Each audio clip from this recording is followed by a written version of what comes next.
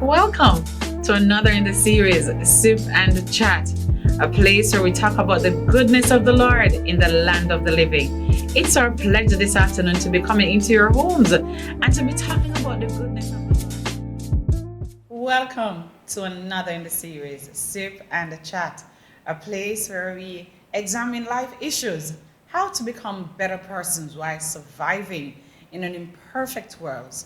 What are some of the skills that we can effectively utilize to become better persons?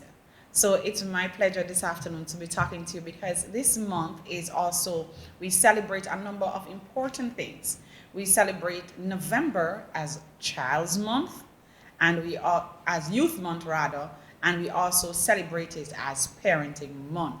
So what I want to do this afternoon, I want to kind of put a nice little um, mesh between both and just to talk a little bit about today and hopefully to bring back some excerpts from some of our programs that we thought was just so heartwarming, so engaging, and more importantly, so challenging to the minds of both young people and adults as well.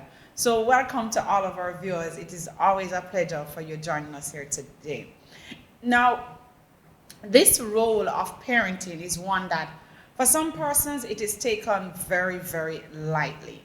But it's more than about a child coming through the birth canal. For some persons it was an experience they never want to repeat, although that's usually said on the delivery day. But usually afterwards there's a different tune that is sung. But parenting is a very, very, or if you had a C-section, whatever it was. But parenting is a very important role and should never be undermined or underestimated. It must be given its due respect and also the due attention that it deserves as a discussion topic. Parenting is no joke. It is a serious matter. And it is a gift from God to be a parent. Can you imagine you are given the lives? For some persons, it's one person, one child. For some, it's 5. Some, it's 13, 14, whatever that number is. And if you consider it, God has entrusted you with the serious responsibility of rearing a child, of making sure that this life that He has given to you is taken care of. It's no joke. And I've always believed in my heart that on the day of when we have to face our Maker, when we have to give account of all the things that we have done, we will have to give an account of the way in which we took care of God's gift to us. It's no joke. So in this time that we're here sipping, and many of you, I hope you have your cups by now, while we're here sipping and chatting, I hope that you will take down some notes, and it will also be a time of reflection for many parents. Now, the book of Proverbs tells us in Proverbs 22 verse 6, it says, train up the child in the way that they should go. So clearly there is a distinction between parenting role and the role of the child. The parent is the one who has the responsibility to train up the child in the way that he or she should grow, so that when they're old, they will not depart from it. In other words, set precepts, healthy precepts, godly precepts, ethical precepts, that when this child grows old, that will be the foundation on which they will fall back on.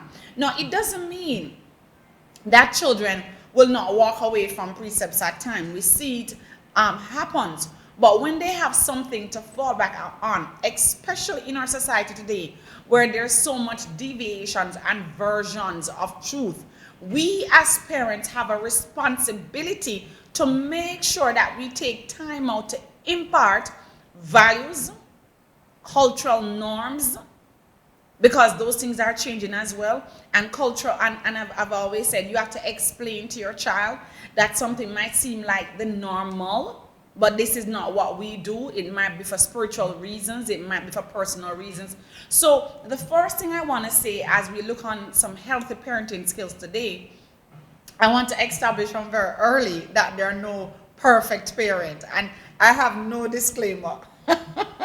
There are no perfect parents. In other words, if the truth be told, even with parents that we celebrate, they all had their little moments. They had their times when when they look back now, they probably consider some things that they would have done differently, but we still celebrate them. And I want that to be established, because sometimes as parents, when we try to compare ourselves with the other parent and so on, and we feel that, oh, we're less than and so on. But celebrate yourself as well as a parent, even if sometimes your child or children doesn't always manifest that which you want. Now, first point I want to bring across today is that always establish clear boundaries between yourself and your children. All right? In any place where there is no structure, there is anarchy. Can I say that again? Wherever there is no structure, there is anarchy. So it must be clear that there is parent, there's child, and wherever you have siblings or other things, that must be clearly established. And also, this goes with how the children, they relate to each other. So from very early, parents need to take time out to establish boundaries, and establish within those boundaries a protocol that relates to those boundaries. I mean, a lot of children now, I think some of them, they don't use the standard greetings in terms of how they interact with their older persons, and I think that's also part of the parenting. So, when we were younger, and even persons who are, more mature than myself, where, it was definitely a no to pass an adult and not say hi or hello, sir or ma'am. But now it's like children, they just pass and they go by, right? And again, we didn't learn those things at school. We learned those things in the home.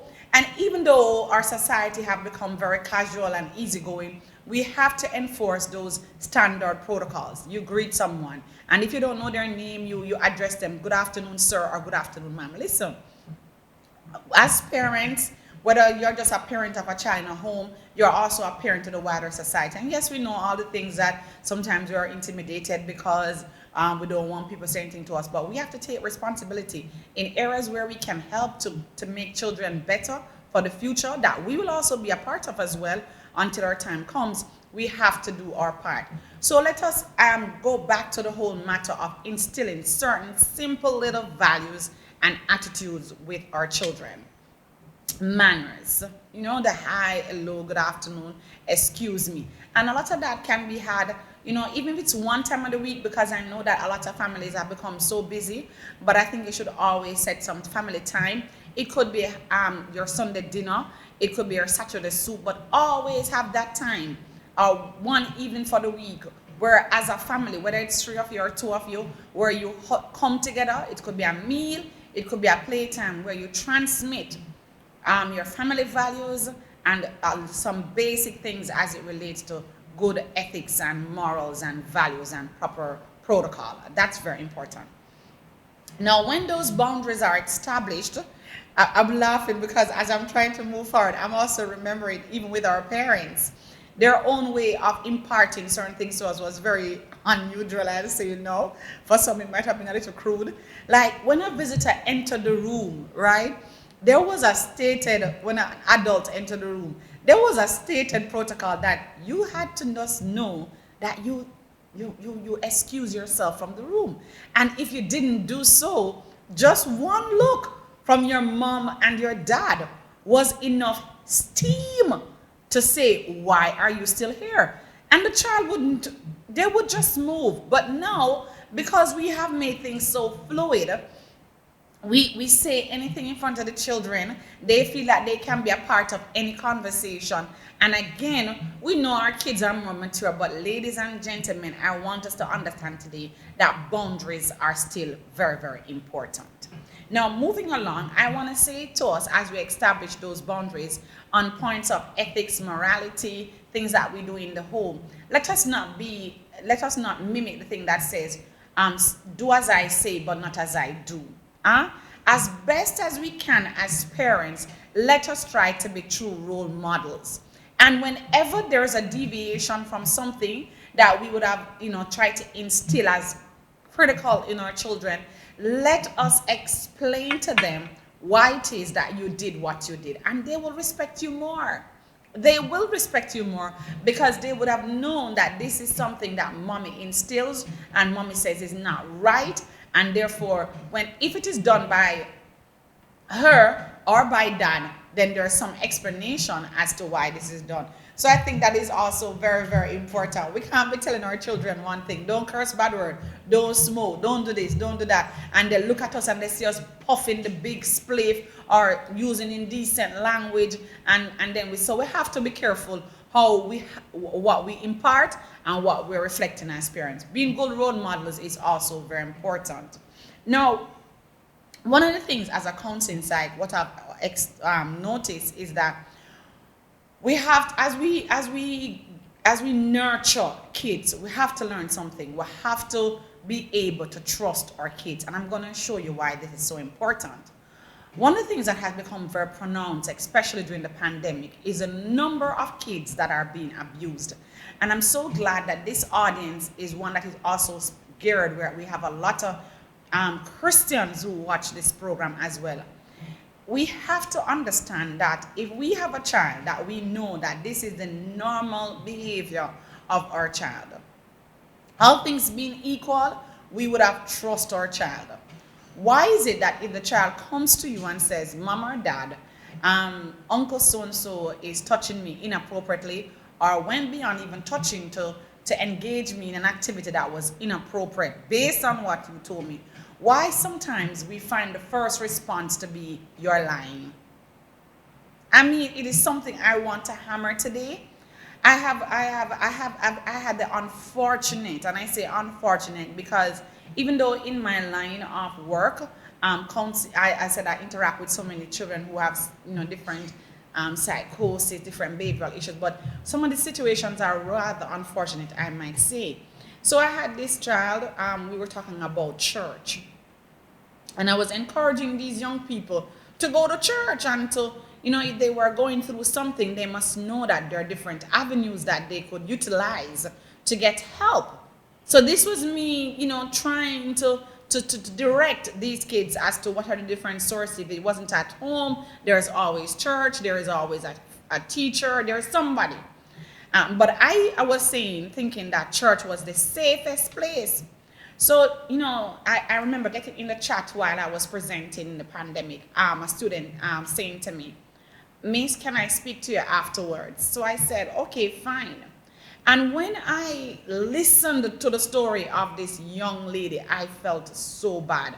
Because what she was saying is that having had a situation where home was hostile, she then turned to trying to be engaged in her church activities and so on and so forth.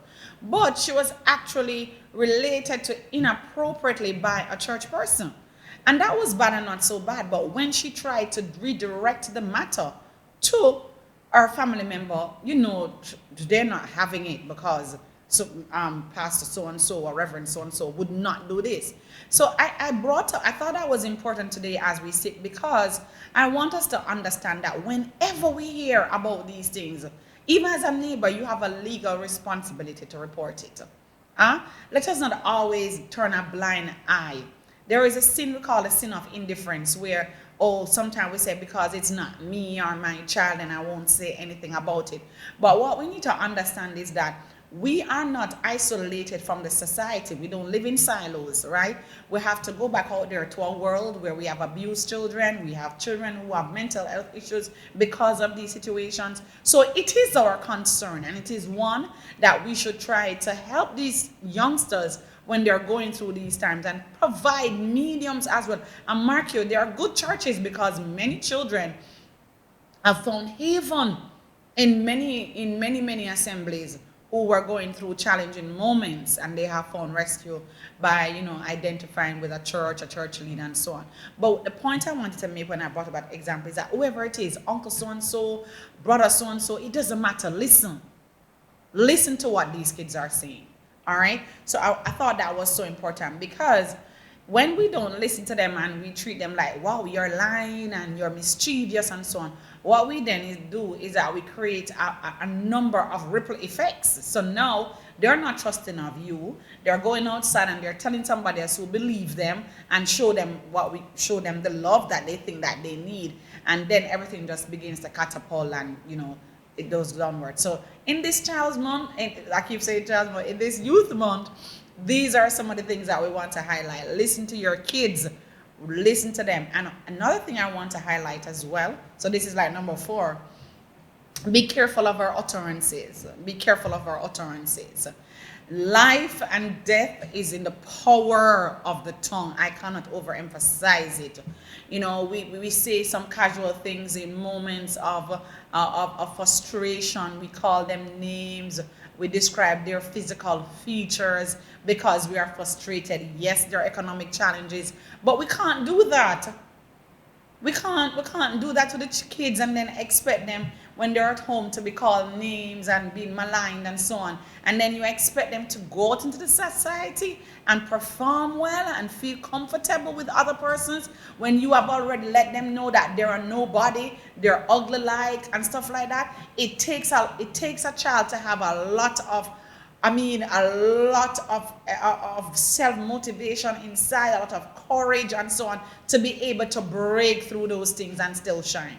So let us not make it more difficult for them to, let us as parents and persons who are in the circle of providing parental guidance, be careful of what you say.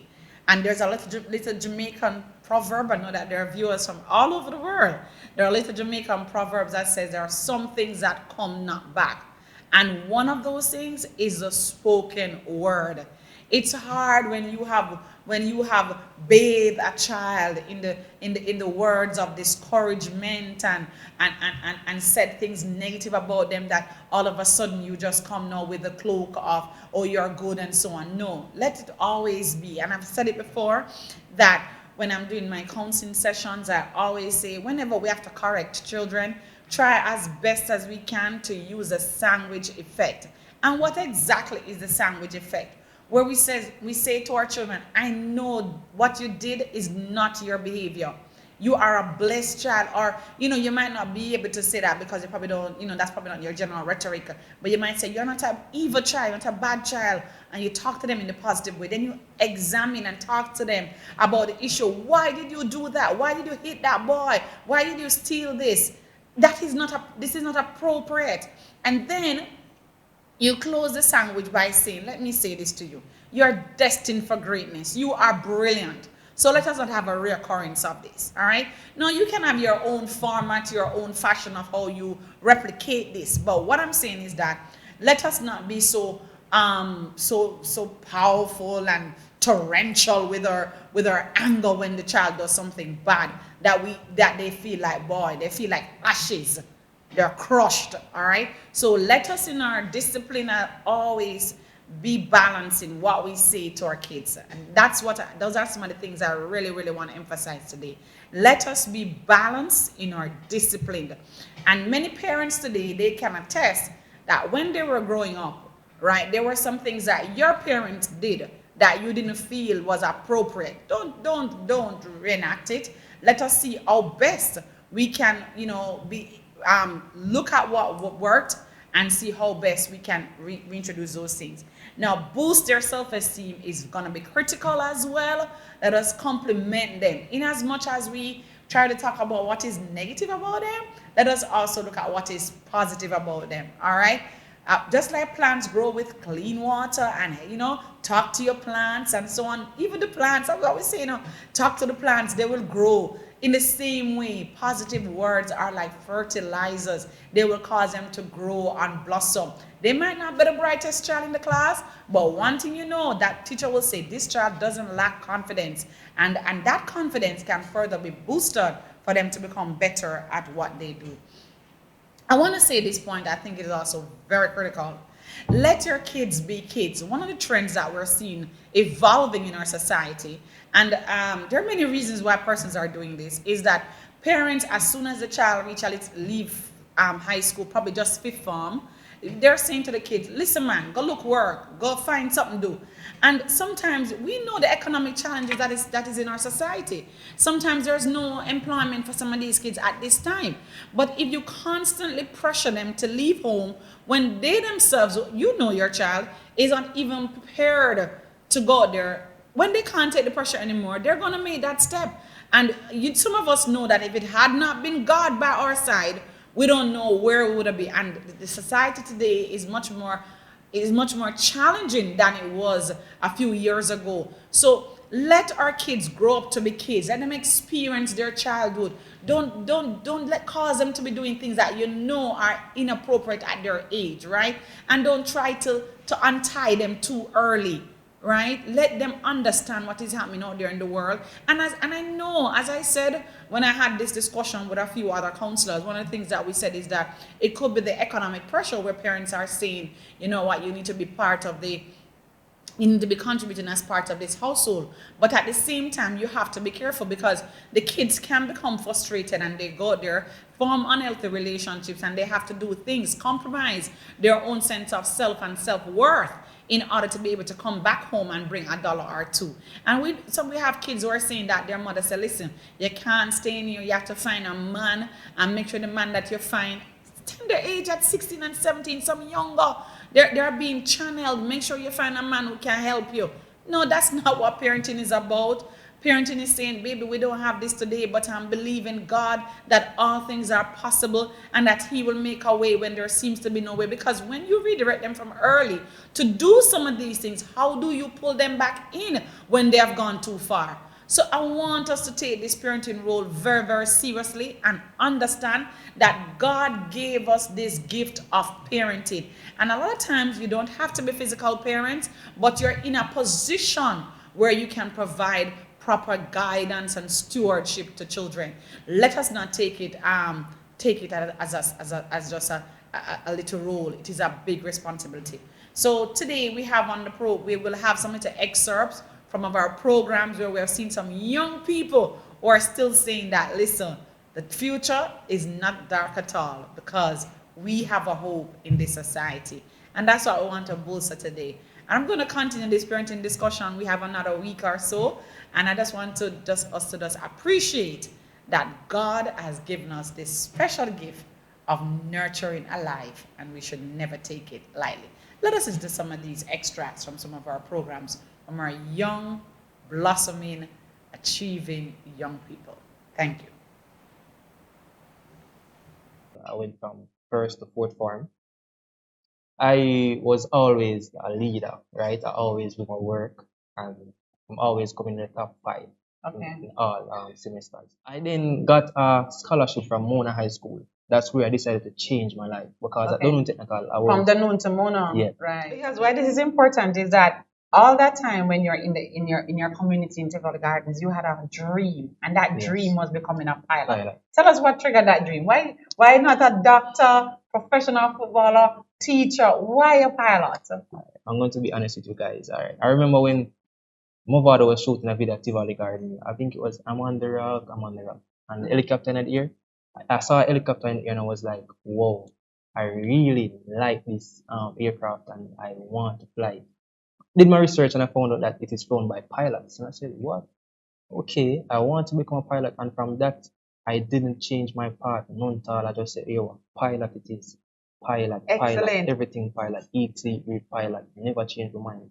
So young people, once you have a dream, you have to nurture the dream. So just seeing the video being shot, you said to yourself, that's what I want That's to what do. I want to do. And you not only said it, but you acted upon it.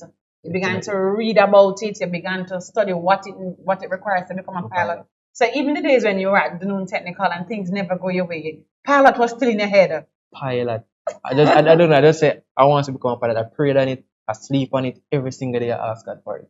That's what I want to be. Pilot, pilot, pilot. Even when I'm at my lowest, even when I'm at the wrong place at the wrong time, I just always have it at the back of my head that I will become a pilot through thick or thin. All right. I mean, Andre, your story is so inspiring. We're talking to Jamaicans, or there are young people, adults that listen. My mommy always said Rome was not built in a day.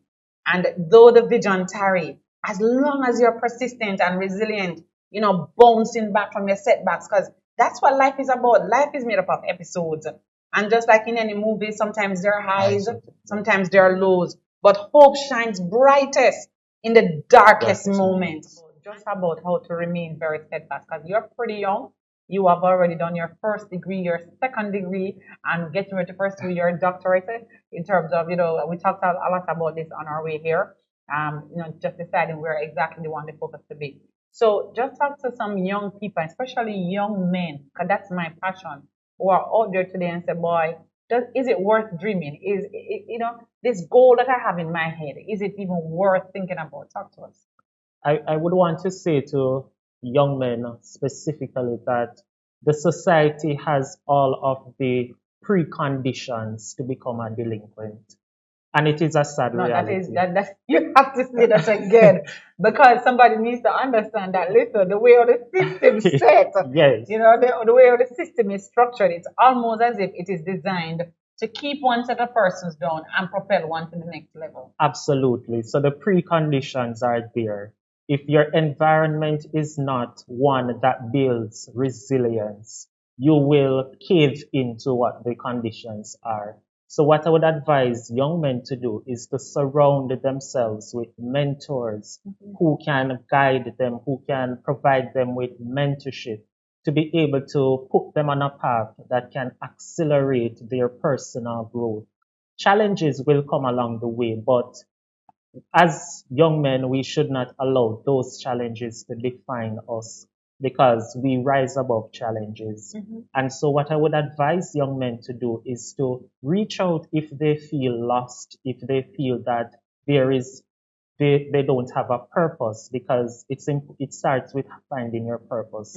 Because once you find that purpose, struggles will come, but that focus on your purpose will keep you steadfast.